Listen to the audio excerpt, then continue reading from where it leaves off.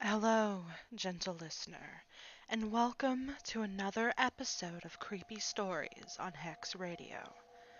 This week's story is My Older Sister. I've actually read this one a long time ago, and I really enjoy it. I hope you will enjoy it too. My life has been average at most. I lived in a family of two girls and one boy. There was my older sister, Jenny, me, and my younger brother, Alex. We had a typical childhood, I guess. Jenny was popular, with her blonde hair, blue eyes, and skinny frame. Alex, early on, showed a penchant for sports and became the star athlete of the family. But myself, just like the rest of my life, was very average. I wasn't overly smart. I wasn't ugly, but I didn't stand out. I had a small group of friends. I was average, but I idolized my older sister. Jenny was everything I would never be. She had friends upon friends upon friends. She had a string of boyfriends starting from the time she was 11. There was always some boy, some drama. She grew tired of it, but I loved it. Jenny loved me too. We were really close as children. Mom and Dad loved me, sure, but they didn't notice me like they did Jenny and Alex, because there was nothing special about me. Not really, but Jenny didn't see it that way. See, she paid attention to me. She gave me makeovers and taught me about makeup. She used to take me shopping, even with her popular friends, and show me the best clothes to wear for my body shape. She would tell me all about her amazing, glittering life, and she would listen if and when I found some small contribution to make to our conversations. She was my role model. But sometimes life isn't average. Sometimes it isn't typical. When Jenny was 16 and I was 13, she was found in her room, a bottle of pills spilled out next to her. I don't think they even bothered with much of an investigation. It was clear what she'd done, although no one really knew why. Life can be funny that way. Sometimes it's the ones who seem happy who are struggling the most. It was a very difficult time for my family. But life went on. As I grew older, I grew to love my average life. My parents paid a little more attention to me with Jenny gone. I went to a state university for journalism where I met my husband, Alan. We got married right out of college. I worked for the local paper, and he had an office job at a company just a few blocks down the road. Our life was blissful, beautiful, and unremarkable. Until, that is, I became pregnant. It started when I was about 2 weeks late. I've always been as regular as a clock, but at this time work was pretty hectic and I wasn't really paying attention.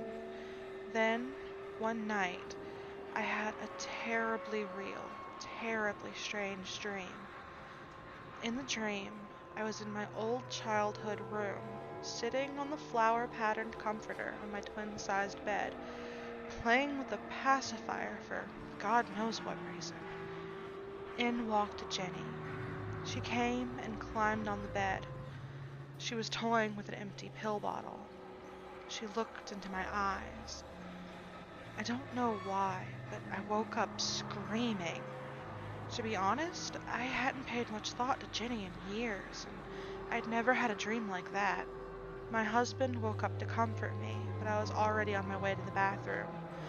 I vomited into the toilet for about 20 minutes, thinking of missed periods, pill bottles, and Jenny. I took a pregnancy test that day. It came out positive. My husband and I were overjoyed.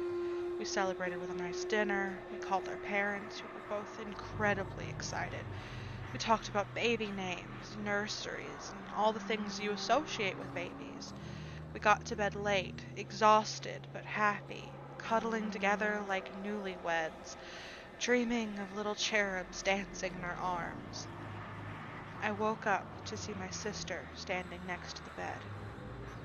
If the night before had been frightening, you can't imagine how this felt. Here she was, Jenny, the real, not so alive, Jenny. She stared down at me. I reached out. I almost felt as though I could touch her, but she turned and walked out of the room. From that day on, Jenny was always there. She was standing next to the bed when I woke up in the morning. She followed me to work.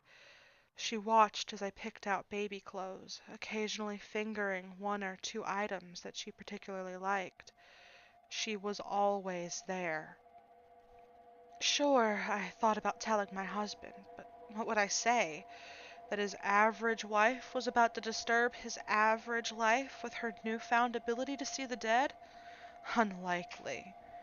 Rather, I considered it a strange and extraordinary experience in my otherwise unremarkable life.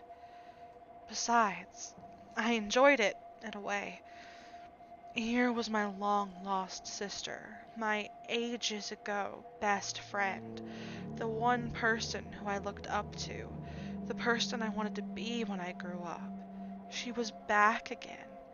It was comforting to have her there as my stomach grew fat and round and I began to waddle back and forth, trying to control my deranged hormones. Sometimes she would put her hand on my stomach to feel the baby. When she did, the baby would start to kick. How comforting to know that my baby would share a special connection with Jenny. Jenny was there when my husband drove me to the hospital, crying in the back through the pain of my contractions. She followed us to the maternity ward and stood calmly next to me as I pushed, and pushed. She kept her hand placed on my stomach, and it was a comfort. Then it was over. They placed the baby into my arms. A girl! A wonderful, plump little baby girl, whose cries were the most beautiful thing in the world. Alan and I played with her tiny, curling fingers. When I looked to the bedside, Jenny was gone. Now, don't misunderstand. I've always missed my sister. She was very important to me, and I miss her still. But I was somewhat relieved to see her gone. I missed her, but she could never be a part of my life again. Now I could return to my happy, typical life. My happy life with my happy baby and my happy husband. I was happy for a few weeks before I noticed it. I was playing with little baby Ellen when she looked up at me, and I noticed them. Her startlingly blue eyes. The eyes that neither her father nor I possessed. She looked at me with an eerie calmness. When I looked into her eyes, I saw Jenny. And so, tomorrow morning, I will fall to the floor in an outburst of tears and screams. Alan will frantically dial emergency services as I will clutch at the body of my child. When the EMTs arrive, they will pry the cold, lifeless body from my embrace, and I will collapse into Alan's arms. I will be sad. I will miss her, just as I missed Jenny.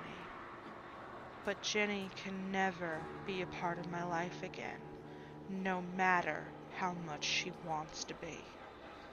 After all, it took me years to be rid of her the first time.